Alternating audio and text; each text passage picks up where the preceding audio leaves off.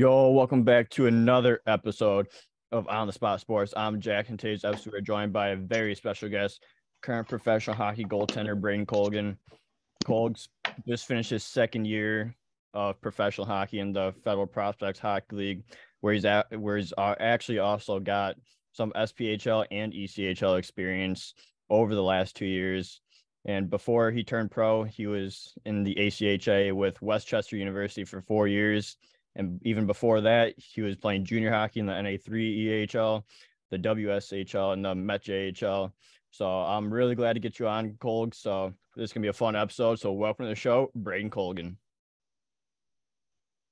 Hey, thanks for having me. I'm excited.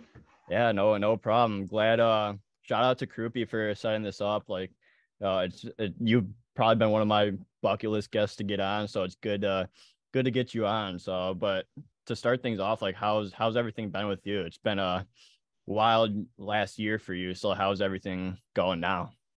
It was definitely a wild year. A lot of ups and downs. We were looking like we are gonna take it all the way home, and teams just kept getting better. And I mean, that was probably the best hockey. I mean, from last year's Fed to this year, the skill level was insane. Yeah, the River Dragons, you were cruising along throughout that whole entire year, and then playoffs hit, and you guys had to go to battle and go to work. So to start things off, how was that playoff run, and how was the season this year with Columbus? The playoff run. Well, I started at the beginning of the year. So we had obviously all those expansion teams, and I noticed from last year too. It's tough for those teams to get going. Those games are pretty easy for the most part for what a team we had. Yeah. But as the year goes on, guys get called or guys get dropped down. The league gets a lot better, and then usually those teams that are bottom pack like Mississippi, they were tough in the beginning of the year, and they started getting some pieces together, and they were a pretty solid team. We had trouble with them. We had trouble with Delaware a couple of times. They beat us a couple of times, and then Motor City was a sleeper. We were not taking them lightly going in. We had to grind our way through that playoff series. So it was different. And then playoffs come by. Carolina just offensively just stacks. I mean, they got a hell of a lineup, and then they had three great goalies too. They ended up.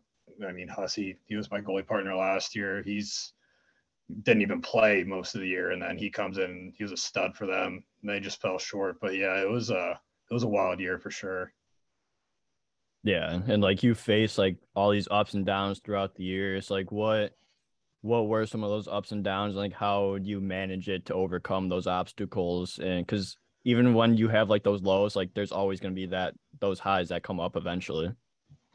Yeah, for me, it's there's times in the season whether we're rolling we were on 10-game win streaks, and then you'd win 6, and it kind of seems like it's the norm.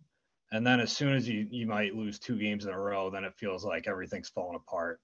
So the locker room gets down. We had a couple times during the year where the locker room went down. That was tough. Guys had to play through it. But injuries, we didn't have too. We had a couple guys go out that were tough. Kirk Underwood was one. But yeah, for me, I would say January every year, it just becomes really hard to focus in because you're playing so many games, you're practicing every day. It's guys are fighting for their job all year long. You have a bad game, you can get cut. So it's January hits, and you're just you kind of got to power through it, and then it goes better. Once playoffs comes, that's the easy part. Love playing in playoffs, but getting through a 56 game season is tough. Yeah, for sure. But at least you're able to overcome those obstacles. And what are some things that you learn, especially since this is your second year of being in the Fed, especially when it comes to that January time, what have been some of the things you learned to help yourself push through those tough times that are draining, like you said, you're fighting for your job, just stuff like that.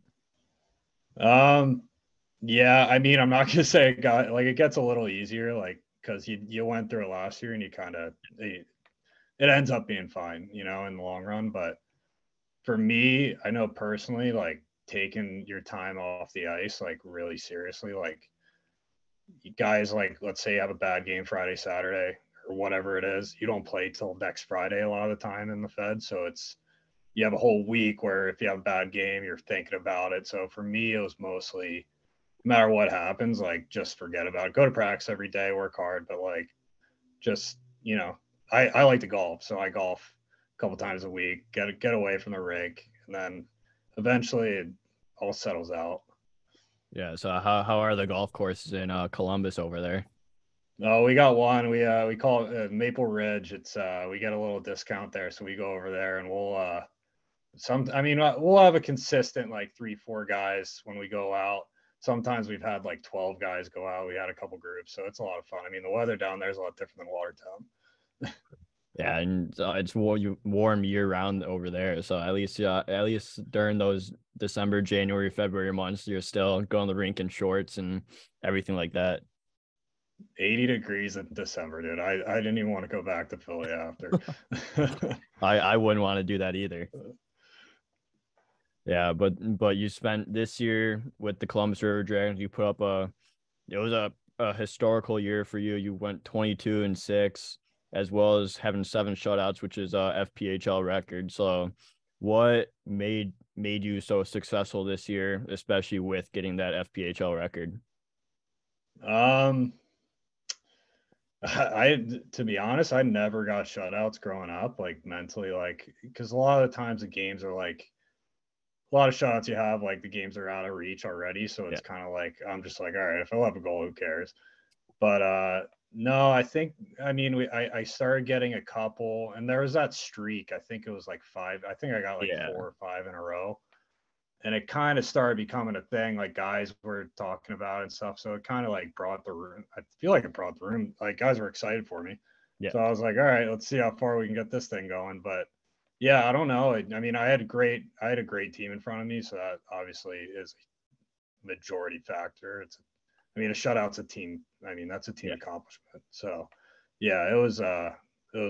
I've never seen that before for me.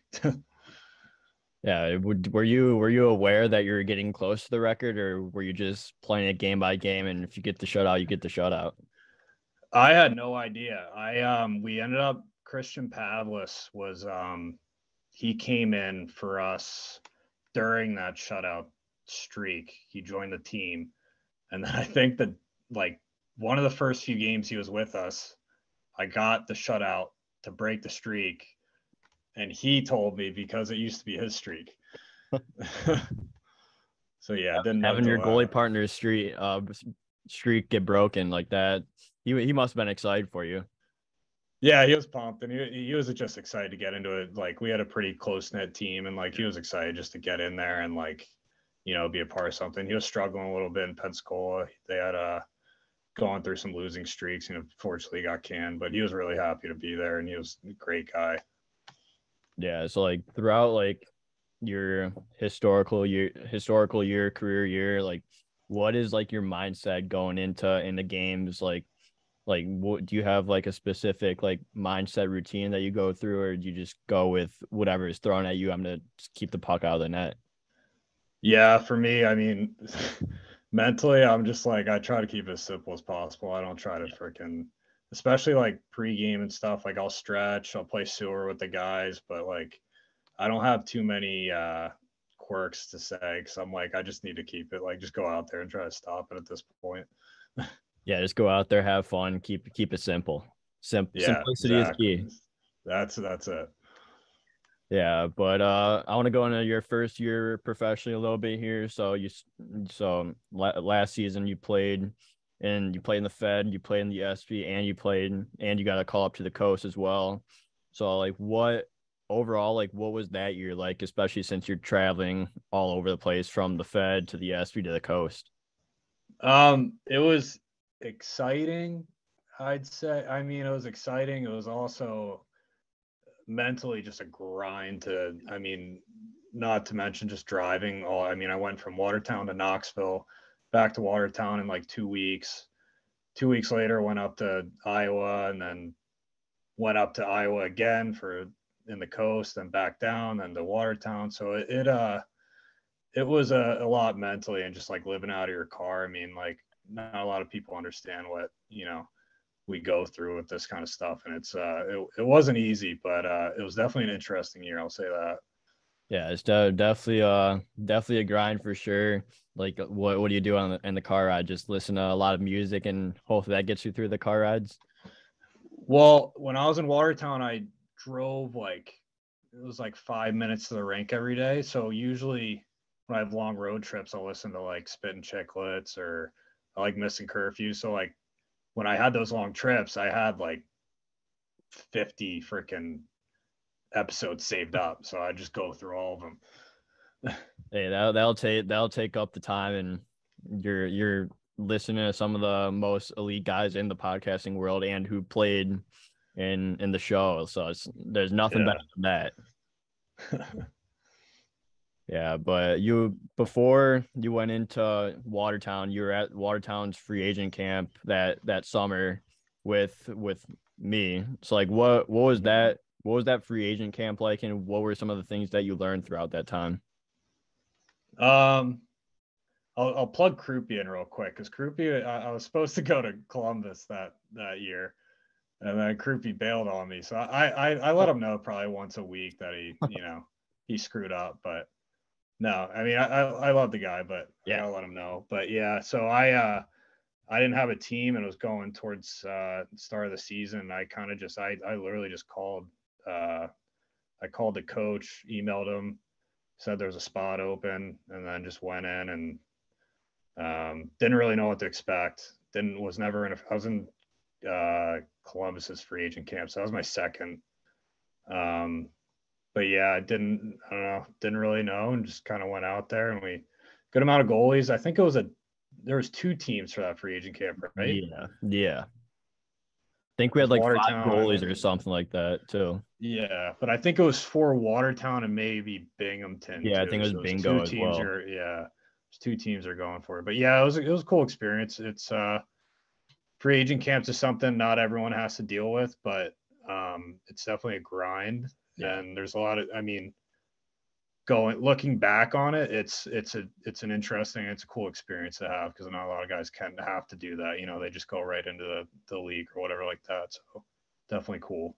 Yeah, it's definitely a little bit of a different grind with having 10%, probably 10 plus, close to 10 plus hours of ice in 3 days, and then Yeah, so I have like scrimmages as well. So it definitely is a grind.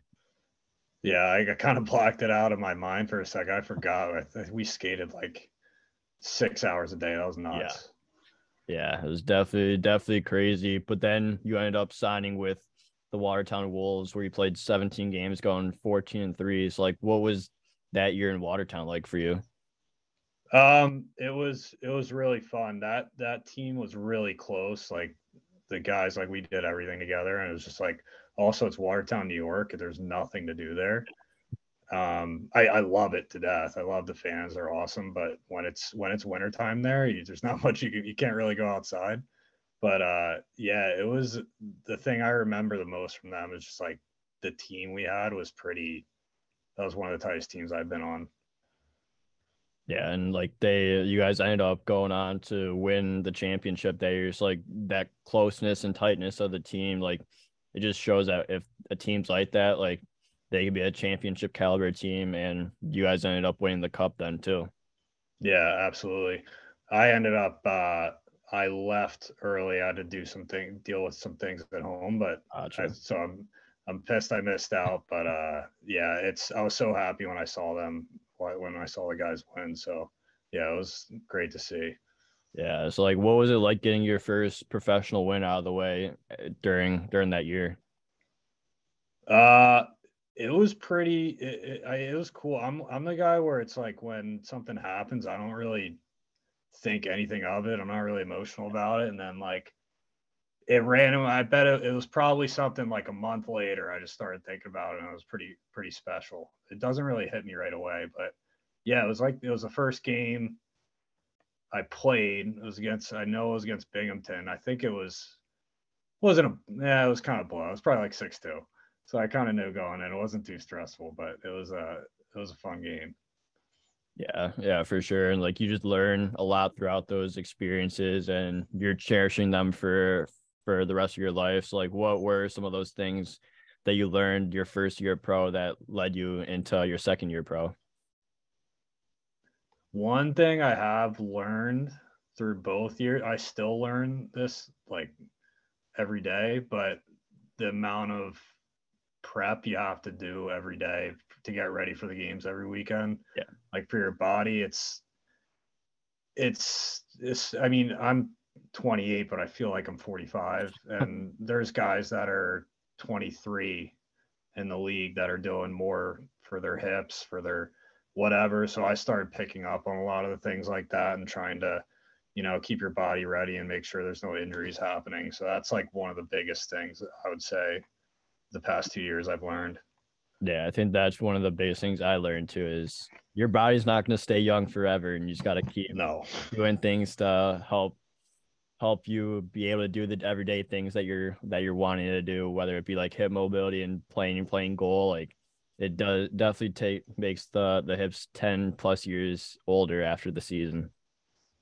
Absolutely. Yeah. I don't even know what I'm going to do with my hips after I'm done. I think they're the last thing they're the first thing that's going to go. So, oh yeah, for all of us goalies for sure. But you also earned that SPHL call up to Knoxville as well as Quad City that year. So like, what was your time like in the SB like?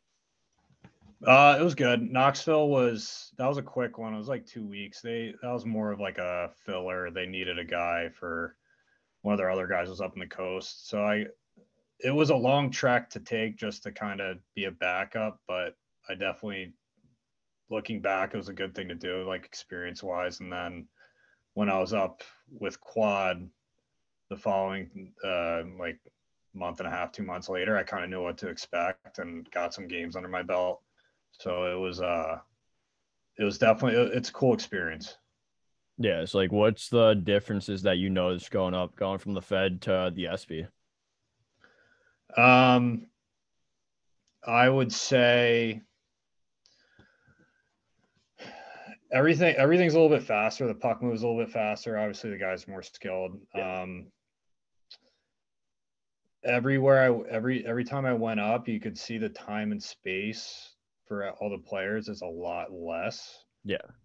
The jump from the Fed, the SP, I mean, I honestly had a tougher time going down from the SP to the Fed because the guys actually have more time and space to make plays, where it's a little bit tighter in the SP. But then when I went up from the SP to the coast, it was the time and space was just like it was guys are like white on rice. Like it was it's really tight. So that was probably the biggest difference I would see, especially as a goalie, because obviously like the plays that are going to be made are going to be a little bit different when you have a lot of pressure on you. Yeah. So when you did get to like practice and all that, were you just like focusing on just getting set more quicker and being ready for a shot because the release is a little bit that much more quicker and just to be able to be in position to make that save? Yeah, that's the biggest one. I think, I mean, I even got caught this year a couple times, but you have to, there's a lot of guys that they'll see it.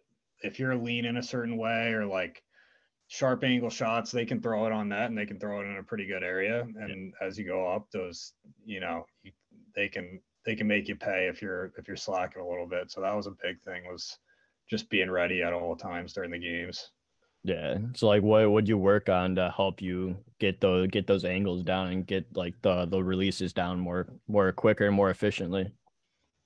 I mean, obviously, like most of these, all the teams don't have goalie coaches, but I mean, for me, it's mostly it's easier when you're just practicing every day and you have the guys, it's different shooters, quicker shots, just getting used to seeing it. And then game like it, you can't really get used to it until like a game's a game. Practice. I mean, as much as you practice, you got to get in games. So.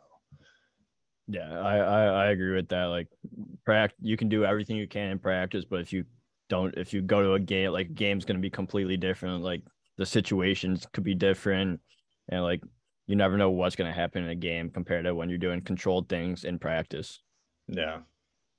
Yeah, but then you also earned that ECHL call up to the Iowa Heartlanders. So like, what was it like going from the SB to the ECHL and like getting that call? Like, how excited were you? Yeah, I was pretty excited. It was I wasn't sure if it was mainly to be a backup the whole time. So like I just got to Quad City. Like I think I played one game and then got called up right away. So I was like talking to the coach. I'm like, do I take the call up? Like, so I'm like, I wanted to just get games in the SP and like kind of like solidify myself a little bit. But he recommended for me to go up, and I'm glad he did. I enjoyed it. I mean, it's a cool experience. I mean, it's different rank, different teams. Ended up seeing a lot of buddies. I dressed like 6 games. I saw a handful of guys that I grew up playing with, so that was cool. But yeah, it was good to just see the skill level and how their practices are and how their schedule is versus ours, because their schedule is a lot different. They have, I think, 72 games. Like they have a good amount of games, and then I mean their practice schedule is a little bit different too, because their games are. I mean, we played. I think the one week I was there, we played like Wednesday, Thursday, Friday, Sunday, Monday, like 5 and 6, something crazy. And then you're doing pregame skates every day before that. I'm like, this is nuts. Yeah, that's minor league madness to a T. Just you never know what's gonna happen. Then you're getting those 5 and 6, and that's when you got to take care of the body extra well. Well, I got lucky too, because we had a home stretch for 2 weeks. So like I was called up there, and I didn't have to go on the bus at all. So I was kind of happy about that. That's at least makes it a little more tolerable. Yeah. Yeah, but that's awesome. You got to get that experience in the ECHL, and just to have like that first pro year, like just to have B8 traveling that much, like you know how it goes, and it's a grind, and you're glad to get through it throughout the season. Yeah, it was definitely it was a journey for 1 year for sure. I'll say that. Yeah, absolutely. But like I like to ask guys about like what their like Fed moment was, like the first moment that you get into like the Fed or the SV. Like what was your like what the fuck moment in the Fed? Oh, I I already got it. It was what's it called? So my teammate both years in Watertown, and he also ended up coming with me to Columbus too, Lane King. He I think it was the second. It was early in the season. It was like the second, might have been the second game. I know it was against Binghamton, but him and the goalie are going after it. Like they're just like yelling at each other, and then the goalie just dropped his gloves, and they both went at each other. And then, and it was wild. And then, like I think it was like towards the end of the season, he got released from. I think it was. I want to say it was Harley White. I'm almost positive, but he got released from Binghamton, and then we picked him up in Watertown, and then they're teammates, and it was just nuts. They probably laughed it off when Lane got to Watertown.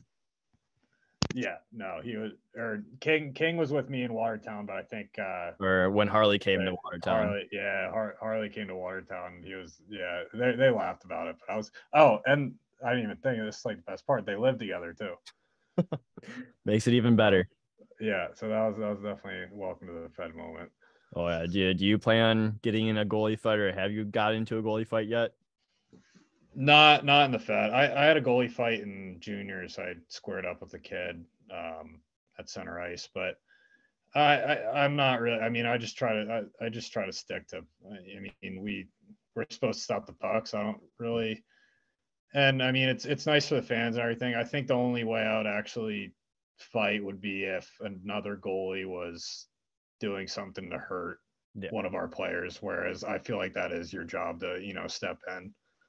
Yeah, I agree with that one. Just it is fun, but if a guy's going after my player, like you gotta go at that point. Exactly. That's exactly how I feel.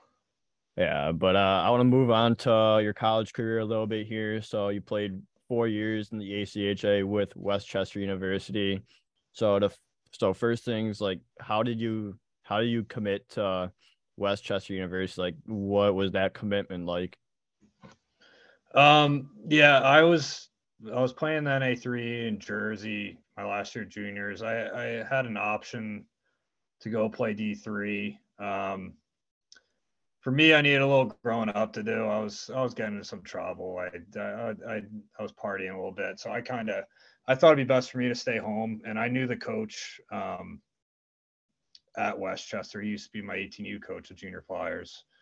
So and my grades weren't great from high school, so I couldn't get in a lot of places. And I also, fun fact, your SAT scores after 3 years or 4 years, they are like nullified. So you'd have to retake. And Interesting.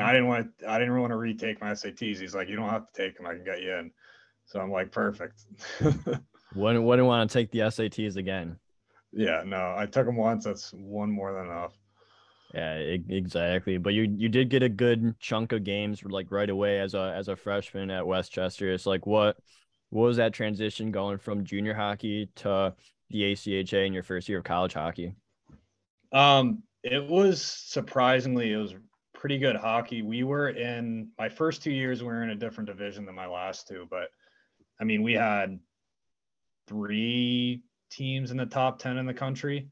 So we were playing like obviously like Liberty. If people know ECHA, like Liberty was one of our teams. Stony Brook, Delaware won. University of Delaware won like 2 years before that. So we had all those teams. Rhode Island. So it was like it was good hockey, and we were a struggling team. Most of our like all those guys had junior guys age out, stuff like that. Our team was mostly guys coming straight out of high school. So we had 18-year-olds playing against 25-year-olds, so Yeah. it was a little different. But so I had games where I had 80 shots, but it was not fun losing, but I think it was good for my development. I got to play a lot of games. I knew I was gonna stay there for 4 years, so I didn't have to worry about switching teams or anything like that. So I really enjoyed my time there. Yeah, so like what do you learn from that side where you're facing 70, 80 shots a night, like your team's struggling, like you're facing 80 shots a night, like what are some things that you learn from that experience to help your development? Um, it's a little bit different. I think for me, I didn't have to. It was stress free to an extent. You just had to worry about stopping the puck. Yeah. I mean, if you let up a couple goals, I mean, you're still gonna have to make like even like also you're probably not getting pulled because Yeah. you're getting 80 shots. So it's like you kind of it taught me to stay in the games no matter what. I think that's the biggest thing, and just no matter what the score is, you have to battle through it. And sometimes, I mean, we'd win games, and I'd have 70 shots, we'd have 10, we'd win 3-2 or something like that. We'd get lucky. So like you never know. Yeah, I agree with that. Like it's good to get that development and just get the reps like in an actual game because you're facing so many high quality shots. Like that's what I faced this year in the Michigan League. Like I was literally facing 60, 70 a night. I was Yeah. just caring about like battling and competing and giving the guys at least a shot to win because I Yeah. know I'm facing so many that it's high quality chances that I'm just gonna do whatever I can to stop that puck and keep it out of the net. Yeah. And I mean, it happens everywhere. Delaware, they were getting tons of shots. So, I mean, you gotta learn someday. Yeah, you just gotta keep learning and keep developing and keep getting those reps to get better. And then when you get on a solid team, like you're gonna That much you're better. you're gonna be ready and you're gonna be able to perform. Mhm. Yeah, but then you went into your second year where you played 21 games. Like, what was the differences between like that freshman year and then that sophomore year to help you gain a little more games and a little more experience? Um, yeah, the goalie, I split time my first year with this kid. He was their starter for the 3 years prior. I mean, he played almost every single game before I came in, and then we split. And then I started playing a little bit more, but even then, like the amount of shots you're facing, you can't play all the games. Like it's just not possible. But I got a lot of good reps. We started winning a couple more games. Like instead of one, we won like 6, which there we go. Doesn't seem like a lot, but that's like the amount of the teams we're facing. I was happy with it. But yeah, it was a good year. And then junior and senior year, they switched divisions. We went into a little bit lower division, still D1 club, but it wasn't that powerhouse league. We ended up winning my junior year. So that was pretty cool, especially after, all those guys I was playing with, we lost like a million games. It was nice to see everyone at least win a championship.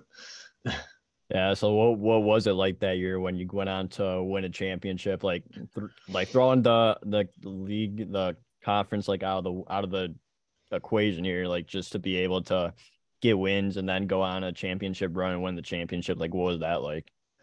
It was pretty cool. It wasn't an easy. It definitely wasn't easy winning either, because we had Navy, who was a really good team. I mean, discipline, that's to say the least. And then we had Drexel, who was ranked high too. And we didn't get to go to nationals because nationals was based on your regular season, so you had to win first. And we missed out on a point to Drexel. Oh. So that was tough, but then we ended up going, and I don't even think we didn't play Drexel lost to Navy, I believe, and then we beat Navy in the finals. But it was a pretty crazy year. Yeah, it's always fun to win a championship and just experience that like winning feeling, especially when you guys were struggling the past couple of years, and just to get on a winning roll, like that's what matters, and that's what we all live for. Yeah. And that was my first championship I've ever won as a starter, at least. I won my last year at juniors and then A3E, but I was a backup, which, I mean, still great. I got a ring and everything like that, but it's still, the back of your head, you want to be the guy winning it for him. So that was pretty cool. Yeah, exactly. But like then you go into your senior year where like did you have like any like pro offers before that, or were you just like focused on just senior year before going into like all the pro stuff?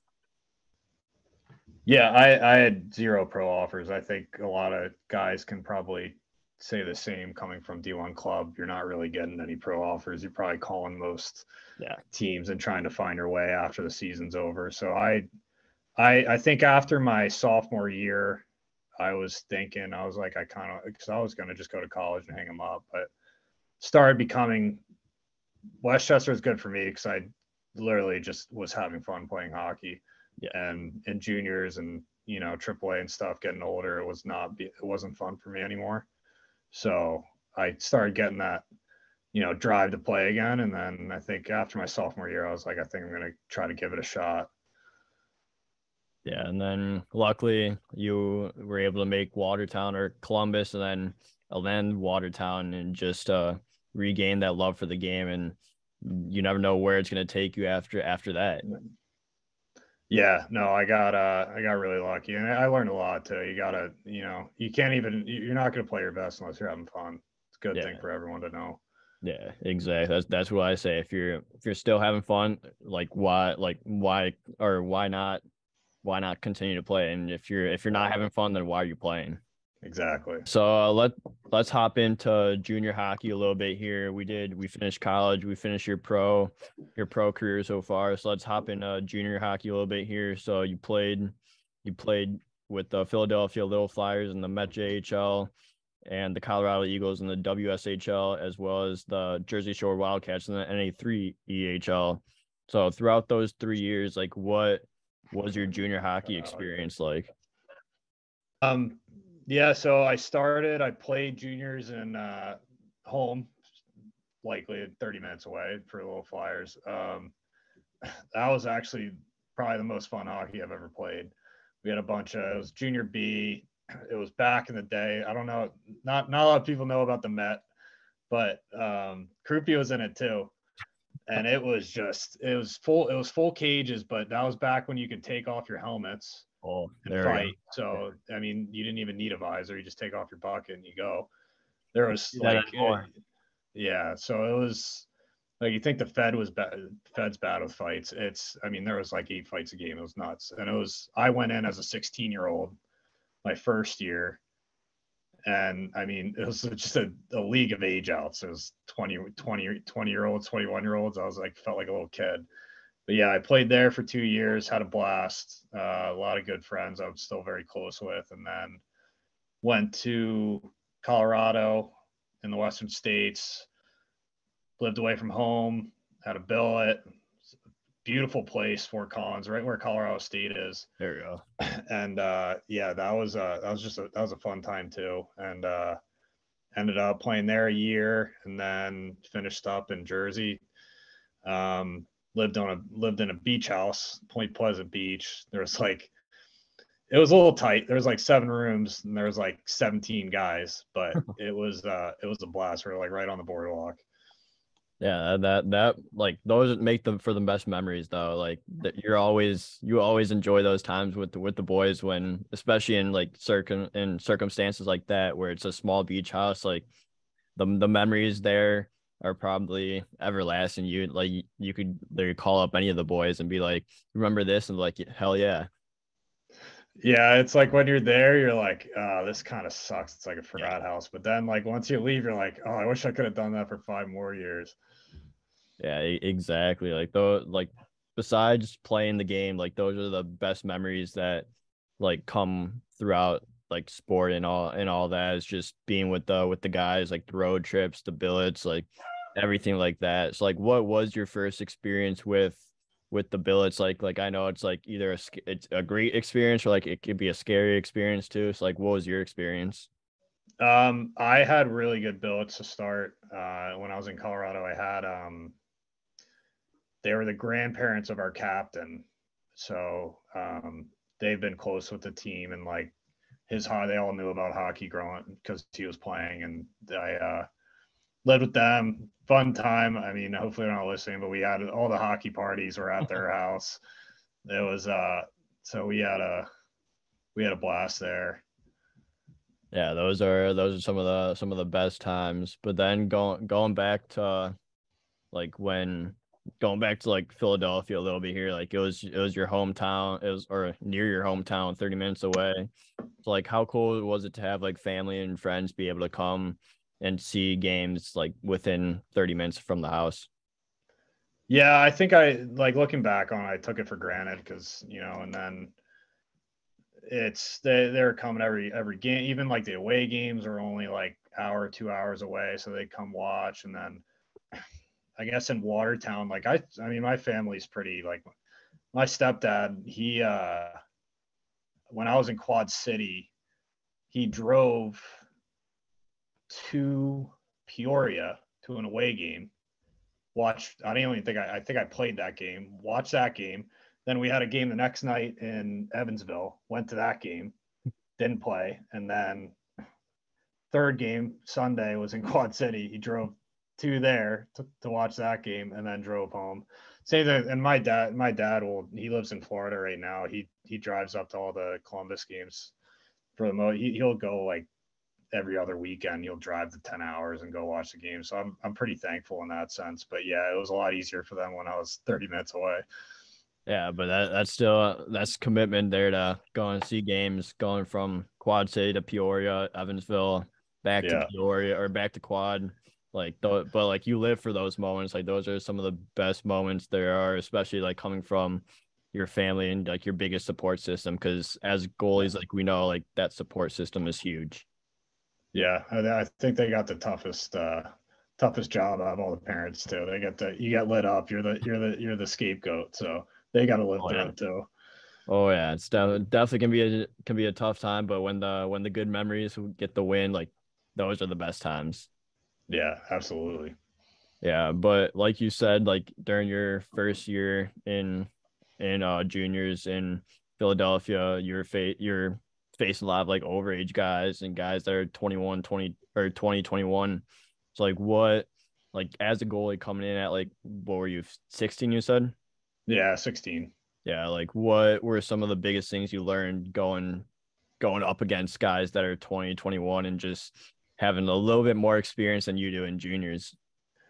I think it mostly was off the ice, because on the ice, I mean, you're pretty lucky as a goalie. I didn't have to worry about getting killed by some guy 5 years older than me, so that was nice. But um, just, I mean, even just you're in a weird state of your life where you're growing up, you don't really know who you are, and you got a lot of guys like I was hanging out with guys that were 5 years older than me on the weekends and stuff like that, and like they show you what to do, what not to do, and just kind of like it definitely those 3 years of juniors really, I need a lot of maturing, and all those teammates definitely helped me do that. Yeah, and like you're growing up throughout that time, and you're playing against a lot of guys that are older, so it's good to learn and be one of the younger guys, because you do get to experience all that and you get to grow from all the experiences you experience. So like it's at least good in the site where it's like you're younger and you're able to learn from all these different experiences.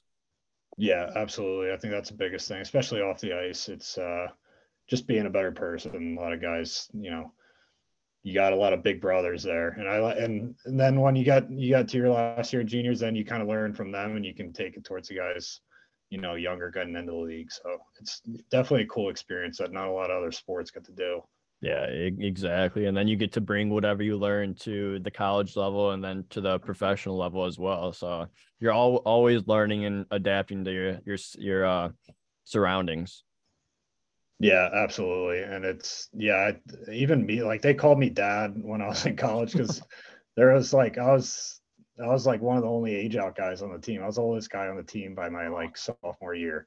So it was definitely a fun experience. You're the team dad then. Yeah. That's incredible. But then you go into Colorado, like you said, where you're playing in a great area. Like, what were the views like, especially since it's in Colorado? Like, the views are insane over there. Yeah, I mean, I lived in a town. Fort Collins was like it's right up against the Rockies. So the Rockies are right there. And then I lived in a town down kind of like country. And I'd take one road to the rink every day. And then the Rockies are just on in my view the Cool. entire way to the rink every day. It was beautiful. Yeah, maybe a little bit colder down there, but the mountains definitely make up for all the cold weather over there. Yeah, absolutely. I mean, I always said I'd love to live there, maybe when I'm older. So Yeah, maybe when you're older and you can settle down a little more. yeah, absolutely. Yeah, but then you go in to play your last year of juniors with the Jersey Shore Wildcats in the NA3. So, like, what was that year like for you, especially since that was the year that you guys won the championship? It was a pretty special year. I got a lot of friends from that team that I still talk to, and actually our it was our strength and conditioning coach. He Me and him ended up being like best friends. I talk to him like once a week. He coaches D3 now, I think, in Vermont, Castleton.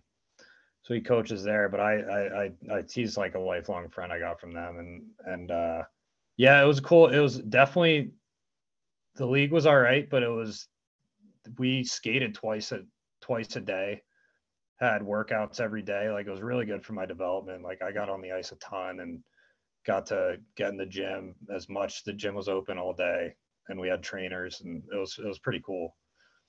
Yeah, at least like you're able to have a good time there, get to like develop quite a bit, like you said, and like because like you're on a winning championship team, so like Yeah, if you add all that together, like that makes for a great year for hockey.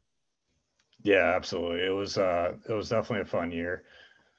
Yeah, so like what was it like winning that championship? Like the buzzer, like at the end of the game, the buzzer goes off. Like what was the feeling like and the emotions throughout that last game? Like I said, I don't really get the emotions till later, but I mean it was pretty special. I mean, my first championship I ever won, so it took me a long time to get it, and it was pretty special. And then I ended up staying for an extra like month, and I lived with the trainer at the time and just, enjoyed, the championship, celebrated a little bit, and just kind of putting off college a couple more months. Hey, there we go. As long as you don't have to think about college for those last few months, like just enjoy the time with the boys and enjoy the championship. That's what we care about. Absolutely. Yeah, but before you wrap things up here, I have a few more questions for you. So, like, do you have any tips for players looking to get to that next level, whether it be going from juniors to college to pro, or youth hockey to junior hockey? For me, I think the things I struggled with always growing up was the mental side of the game. I think kind of getting the skills and stuff like that, didn't come too hard to me. I mean, I like to think I'm athletic, but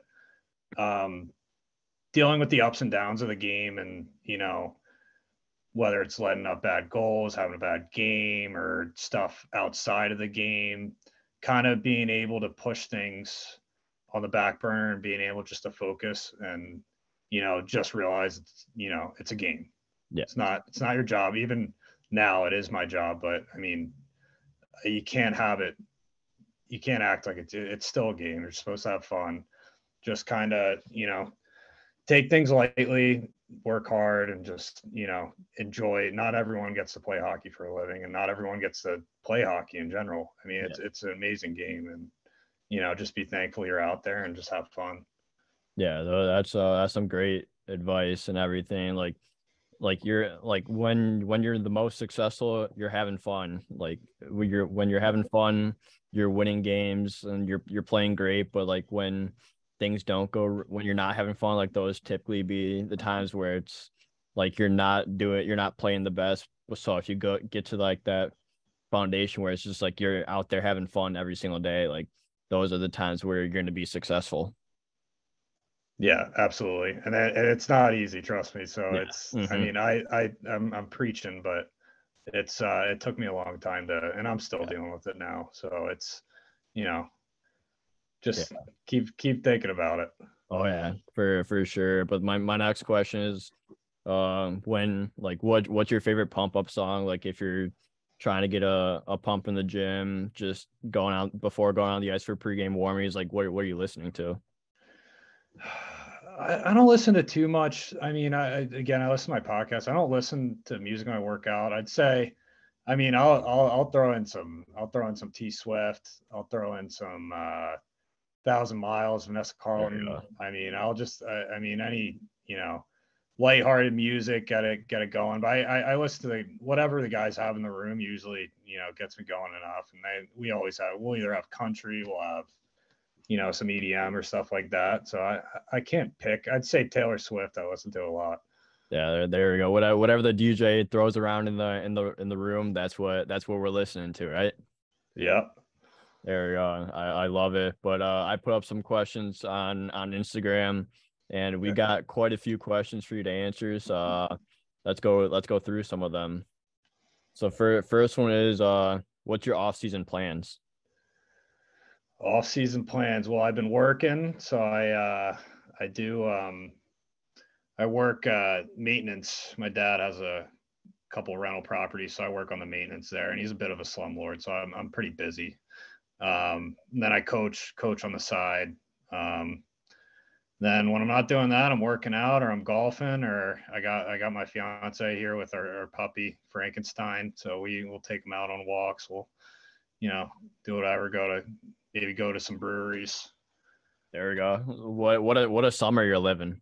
Yeah. Next one is from Blake Wayrick. Favorite mid-game skills competition. Oh, he would put that out there.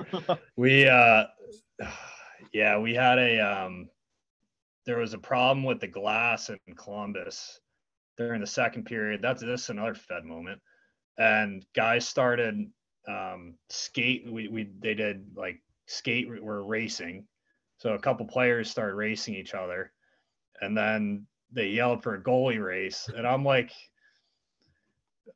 I'm not gonna say I didn't necessarily want to do it. We had a 5-on-3, so whenever that was done, I had like 2 minutes of 5-on-3. I'm like, if I gas myself and then this thing comes and the game starts right away, I'm gonna be pissed. I'm like, all right, I'll do it. So I raced Blake, and he ended up beating me, not by much though. But yeah, and then right after the race, 5-on-3 happened, and they scored. So I knew it was gonna happen, but it was fun. It was definitely a fun moment. Definitely, but Blake had to say that, and he loves his mid game skills competitions. Yeah, he's a beauty. I love that guy. Yeah, he's a great guy. But the next one is ask him what happened in the finals of his intramural hockey championship at Westchester. Intramural. Do you have the names of this? You know who this? Shit, hold on. It's like Joe Denaker or something like that. I mean, I do remember. I know we lost. That was I vaguely remember it. I swear it was a frat team that we played, but I could be completely wrong. But I mean, there's no way we should be losing. We had like 5 guys on the hockey team on that intramural thing. We lose to some people that don't even freaking play. So yeah, good for them for bringing it up. not the best memory. No. Next question is how many pucks did you chuck at people this past season? Yeah, that's my go-to. I do that a lot. I don't know. I'd say over under. Yeah, I was gonna say 5, maybe 10. There we go. What that is that a good number? 10. I think that's low. I think Gotta get it higher. Yeah, when I was playing in college in junior B, I was chucking them 5 a game. Every time I got pissed, I just chucked the puck. Yeah, that whatever you got to do to get that anger out. Yeah. Next one is how was your college hockey experience? I really love my time at Westchester. We had such a good group, and also my freshman class, we had like I think 14 incoming freshmen, so like we stayed together the entire year. And I mean, I still go out there. I mean, I'm only 15 minutes away from college where I live now, so I'll go out and see. I still know guys on the team now. Yeah, that's the best when you can go back to college, relive it a little bit, and just have friends that are still there to enjoy time with. Yeah, I might do it a little too much. I gotta tone it down. Hey, that's completely fine. You're out of college. You gotta enjoy it somehow now. Yeah. Next one is what's your most memorable moment playing in Westchester? Let's see. Trying to keep a PG one.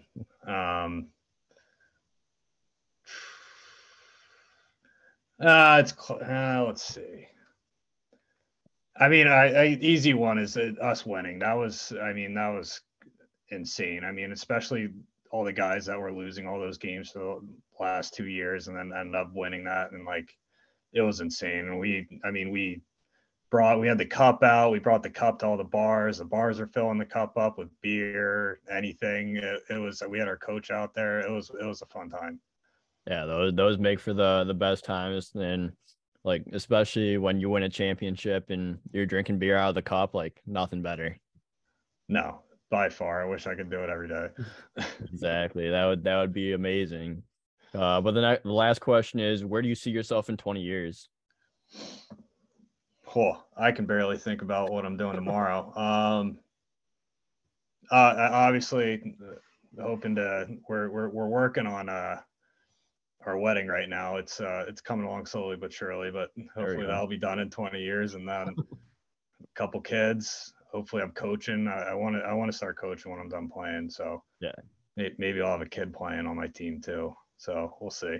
Yeah, that'd be awesome. And what like that? It's crazy to think about 20 years, let alone what you're doing tomorrow. But 20 years, like what? Like how is like? I don't even know how to describe it. Yeah, 20 is a lot. Maybe we could go 10. Like 20, I'm thinking you and me will both be in wheelchairs, to be honest, with our hips. Yeah, man, double hip surgery, everything. Like we're gonna be crippled for sure. Yeah. Yeah, but wait, what do you say about 10 years? Like what do you think you're doing in 10? I hope to be coaching.